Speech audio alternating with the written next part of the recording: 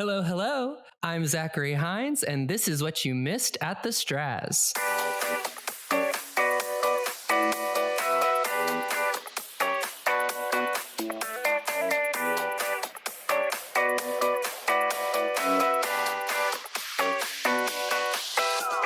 Hello, I'm Zachary Hines, and I am here virtually with the lovely LeeAnn Day Douglas. Good morning. Good morning. It's so good to see. We are Zooming as well so that we can see each other's face. So it's so good to see your face and hear your voice. It's very good to see your face. I agree with that. Yeah. This is new territory for us because we are in general all working from home because of COVID-19, La Corona. And so we're just in general trying to work together how we do this. And now we're trying to podcast remotely. So this is a wonderful new adventure. And I'm so excited to join on it with you. It's an adventure. Yeah. So we'll figure this out. So if we're not as entertaining as we usually are, please forgive us. We're in quarantine. So, yeah. We are in quarantine. All the content that is coming out of this quarantine, I'm going insane. I'm making like workout videos themed to TV theme songs. I'm like making ukulele videos. It's not good. I need to be stopped. So for everyone listening, since we usually go to shows and then tell you about them, and now we can't go to shows, we decided to watch Broadway HD instead. And what is Broadway HD? Well, you tell me. You're the one who told me about it.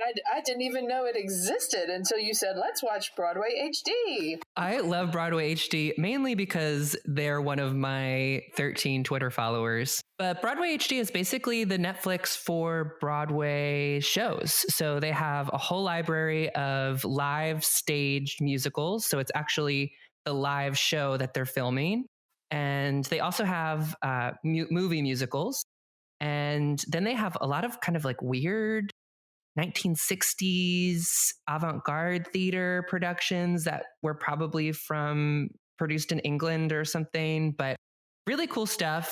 Perfect for my quarantine life. Absolutely. I mean, if I can't go see shows, this is like the second best thing. Exactly.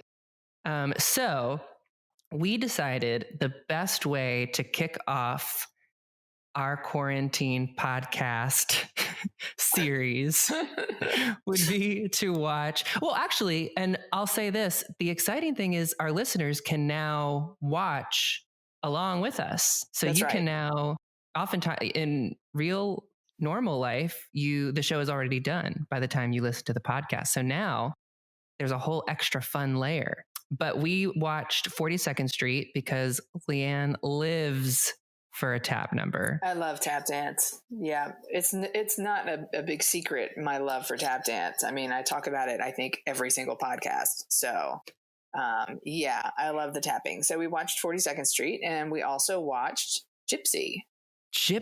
Bette Midler's Gypsy, to be specific. Mm-hmm. And it was also for Stephen Sondheim's 90th birthday that just passed last weekend. Very nice. Very nice. 90 years old. Gypsy came out in the late 50s. So he was participating in the American musical theater all the way back in the 50s. How crazy is that? Yeah, but the one that we watched wasn't in the 50s. No, because Bette Midler. This was, I think, like an 80s. I think it was in the 80s. Yeah. But the original show was from then. And he wrote the lyrics for that because he started with mostly writing lyrics. Like he wrote the lyrics for West Side Story, and then kind of started composing his own stuff. So let's talk about 42nd Street because I have a lot to talk about when it comes to Gypsy. But 42nd Street, that's all you because, I mean, I like 42nd Street. It's a tap dance show. I mean, it's really, if you love tap and just want to see a bunch of tap dance, watch 42nd Street. The storyline is just really light. It's just it's a show about a show. So there's this young woman who comes from Allentown, Pennsylvania to New York. She wants to be on Broadway, and she's trying to get an audition, and she ends up being the star, basically. And it's a very thin, light storyline, Depression era, very idealistic kind of show. Other shows about a show are like The Producers or Cabaret, Coruscant, Kiss Me Kate. Yeah, so it's like that. There are a lot of really recognizable songs from 42nd Street. So We're in the Money. That one's in there. We're in the money. The stars and da-na-na. I wish. I know. Can we manifest that, please? Right. And Lullaby of Broadway. That's another one. Come on along and listen to the Lullaby of Broadway. Yeah, it's a good one. Shuffle Off to Buffalo, which some people know it, some people don't, but I find it really cute. I think it's a cute song. So, and then of course 42nd Street. So that's the big one. 42nd Street. Yeah, the title song. So, but the main thing about 42nd Street is just, like I said, the tapping. There's a lot of tapping, a lot of really interesting dance numbers. They use this huge mirror to show what the dancers, when the dancers are lying on the floor doing all these moves with their like kick moves and the shapes that they're making. And so they drop this mirror so you can see the moves and the shapes. And there are a lot which of is so ingenious because, it was originally a movie musical. And that's kind of the iconic, when you think of the Hollywood movie musicals from the 20s and the 30s, it's all these different angles, usually from above to, it's kind of like synchronized swimming. That's what it reminded me of.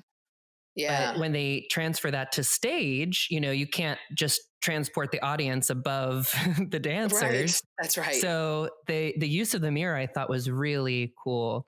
And I totally forgot about how even the opening is so iconic, where they just open the curtain enough to see the feet tap dancing. Right.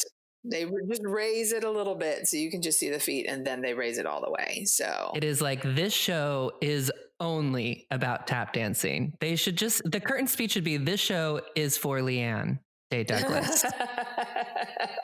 It should be 40-second tap dances.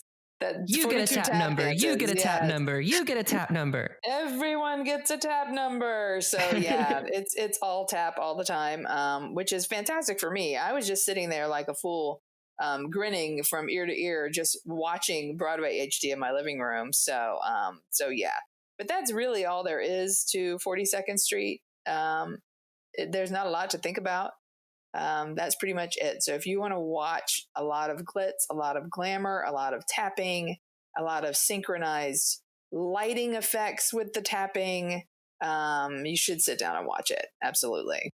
Well, and the original movie came out right after, a national crisis.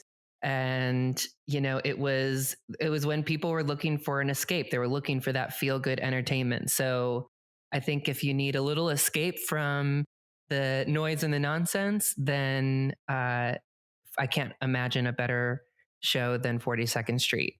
Nope, that's a good one. Other than Gypsy. Okay, so I had seen this Bette Midler Gypsy when it came out, and I loved it. And I didn't realize that's the one you wanted us to watch. So I was pleasantly surprised when I pulled it up to watch it, and I was like, oh, I've seen this. And I loved it. I was really, really young when it came out. And so it was one of my first movie musicals that I had seen. And I love Bette Midler. I just love her. She is perfect. She's got that presence. And I mean, whenever I hear gypsy tunes, I think Ethel Merman. I don't think Bette Midler, but she really pulled it off. Oh, yeah. I mean, just the role of Mama Rose is such, I think of just kind of like iconic Broadway diva. Like, that's like the rite of passage role. Like, when you have become they had Bernadette Peters when she reached that level. Patti LuPone played the role. We have Bette Midler in the film. Ethel Merman originated it. I feel like that is kind of like, you have arrived. Yeah, your victory lap role. Yeah, you've arrived when you get to be Mama Rose. But I have to say, I think Bette Midler is, I mean, I never saw Ethel Merman, obviously, but I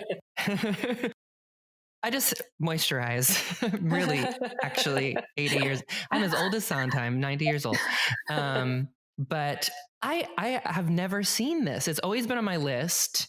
Gypsy is one of those musicals that I forget about. And then I see it and I'm like, it really is the perfect musical. It has everything. It has all of even the diversity of the songs. Like the songs are very kind of hummable, tappable. You're going to have them stuck in your head when you're leaving. But they're also I think like the weight of having Sondheim's lyrics, they really add like another, because while it's presented as like a very kind of similar to 42nd Street, it's a feel good musical comedy, but it does have a very kind of cutting edge to it. Yeah, it's really cynical, the storyline. So for people who don't know, it's Bette Midler's playing Mama Rose, who is the ultimate pushy stage mother. And she's got her daughters, they're in vaudeville. One of the daughters she thinks is the star, the other she kind of uses as a backup performer. And she spends their entire childhood trying to make her a star. Right, on the Orpheum circuit. Yeah, they go from town to town to town to town, just trying to, and she keeps changing the show. And this show is going to be the show that's going to make them a star. And I had a dream, and in this dream, this was what the show should be. And they would change the show again. And it finally gets to where the daughter she's trying to make into a star abandons her. Goes off to kind of make it on her own. She takes the daughter she's been pushing in the background and tries to make her a star. And of course, vaudeville is dead. Mm-hmm. So they end up in burlesque, and the daughter ends up becoming a stripper. Burlesque, or what's the word that she used? Oh, I can't remember. She was a stripper though. But the best kind. She was a stripper. So she and so yeah, I mean it's not exactly, and she ends up becoming a star. She's like a world famous stripper. Well, it's a true story. Is it? Yeah, Gypsy Rose Lee is real. Yeah. I didn't know that. Oh my God, yes. Yeah, she's like the original like burlesque performer. She was like credited for kind of making burlesque mainstream. Like RuPaul made drag queens mainstream. Gotcha. Yeah. So it's a great story. The songs are great. A lot of another show with really recognizable songs like Let Me Entertain You. The other you have is Everything's Coming Up Roses, which is a big, big number. That's the Act One closer. Yes, it's fantastic. And of course, Bette Midler. So can we say it again? Bette Midler. And can we talk about, okay, so the show, its big 11 o'clock number is Rose's Turn, which kind of is like Mama Rose. She just had a big fight with her daughter because she has been working and working to make her daughters a star.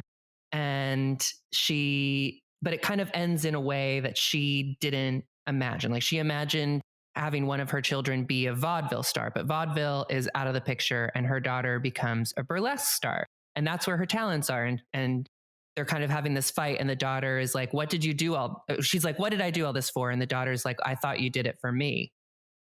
And then, so she's having this big kind of moment and she's on the stage and she's ready to have her own turn in the spotlight. And it is just every gay boy who grew up in musical theaters dream.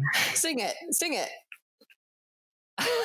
You're not going to be able to do it, are you? No. I still am dead from Bette Midler's rendition that I'm talking to you right now from the afterlife. I can't even, my body is dead on the floor. Call 911 because. Oh my gosh, you're hilarious. And then the fact that it is a movie, I feel like made it much more powerful because in the show, when she finishes a number, there's like, major applause because they just, did this whole like Olympian number. And in the movie, though, it's just silence because she's in an empty theater performing this. And just like Right. the silence after she does that, it feels so good and appropriate. And it kind of like is a perfect contrast to like what the number represented. Yeah. But just so good. I mean, it has so many. I mean, one of my favorite songs is Gotta Get a Gimmick, where the three burlesque performers are teaching Gypsy that, you can't just strip. You have to have your own little reason to make your strip special. And so one like had a little light up things on her little itty bitties and little electrical. Yeah. Mm-hmm. And then one played the trumpet. You got to bump it with the trumpet. You got to bump it. If you got to bump it with the trumpet. With the trumpet. Yeah. It's really, really funny. So, okay. Now how about this one? And this one is great for the times. Okay. Mm-hmm. So wherever we go, whatever we do, we're gonna go through it together. Yeah, it's a good one. I love that song. Mm-hmm. There's so many good feel-good songs that you totally forget. And I totally had a moment. I never realized up until last night that Sing Out Louise is from Gypsy the Musical. Sing Out Louise. Did you know that? Yeah, because I had seen it already. So I had no idea. I've seen it twice on stage, but I guess I never got it because I was younger. Yeah, that's funny. It's very funny. So lots of really, really, really well-known songs. Songs that you don't know that you know until you hear them. So and to get to hear Bette Midler sing them. I mean, up when this came out, Bette Midler, they think of her as like, because she did Hello Dolly recently. Hello Dolly was really like one of her big returns to Broadway. She didn't perform on Broadway really ever because, I mean, she started her career. She was in Fiddler on the Roof. And it was really kind of a tragic story. Her sister was coming to see her perform. And I think she was in the chorus or something. She wasn't like Bette Midler yet. She was still doing, because she would perform in like the bathhouses in New York with Barry Manilow. Right. And all of that fun stuff. But her sister died actually on her way to see her in Fiddler on the Roof. And so from then on, she never did Broadway. Gotcha. And then she just primarily did her cabaret act. She then got into movies and became the Bette Midler that we know and love. So that's why it was her return. I think she did a show, like a smaller kind of one-woman show right before Hello Dolly, but Hello Dolly was seen as kind of her big return to Broadway. Wow, I had no idea about any of that. So yeah, I really, really enjoy her. Did you ever see the movie For the Boys? No. Okay, so she was in the movie For the Boys, and it was about there was a lot of swing music in it, and it was about going around and performing she was a performer. It was her and James Caan, and she ends up, you know how like Bob Hope would go around and perform for the troops? Yeah. That's what she did. So in this performance, she got a Golden Globe. So for this, it was really, really great. And she sang Baby It's Cold Outside, Come Rain or Come Shine, P.S. I Love You, In My Life from the Beatles. It was a really, really cool film. And that was like, I think my first introduction to Bette Midler. I was introduced through Hocus Pocus. And I feel like I am gay because of that. I feel like Bette Midler made me gay. No, I don't think so. She definitely had a part. That's my theory. Yeah. No, I was obsessed with Hocus Pocus. Obsessed. I loved witches in general, but the fact that she was like this flamboyant, like diva witch, even better. And that's funny. I love Big Business because two legends, Lily Tomlin and Bette Midler, which Okay, I think don't is even streaming. get me on Lily Tomlin because we'll be talking much longer than we need to. Tune in for our next special podcast on. Right, and Beaches. That was a big Bette Midler. I've never seen Beaches. I've seen. Oh, we'll have to bleep that one. Yeah, you've never seen Beaches? I've seen Beaches. I haven't seen Beaches. All right, you're gonna have to see Beaches, and you're gonna have to see For the Boys, especially because she's singing in For the Boys. Love anytime. She's just so extra. Even in the film of Gypsy, it's like she's acting, she's playing like she's on stage, Yeah. She's like playing for the last row in a giant 10,000 person stadium, even though it's being filmed up close and personal. And I loved every single minute. Yeah. So we are big Bette Midler fans. So next time, what are we going to be watching? That's a really good question. What are we watching next time? I think we should watch Miss Saigon, seeing as that was going to be coming to the Straz Center right now. Is it available? It's available on Broadway HD. Okay, then we'll do that. All right, so get Broadway HD and listeners, and we can watch Miss Saigon, so we can all talk about it next week. There you go. So are you going to rate these shows? 42nd Street? Oh, yeah, right. Okay. So 42nd Street, I am going to give 42 Streets.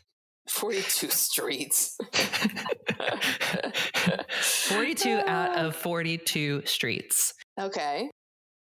Gypsy, I am going to give... Can I rate it? Yes. 100 Bette Midlers. Ooh. Oh, can you imagine a world where we had 100 Bette Midlers? Oh my gosh. They would all be fighting to be the diva. Goals. Yeah.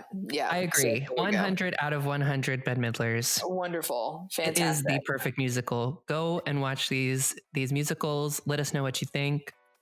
And we will see you next time. Take care of yourselves. Bye-bye. I'm Zachary Hines, and this is what you missed at the Straz.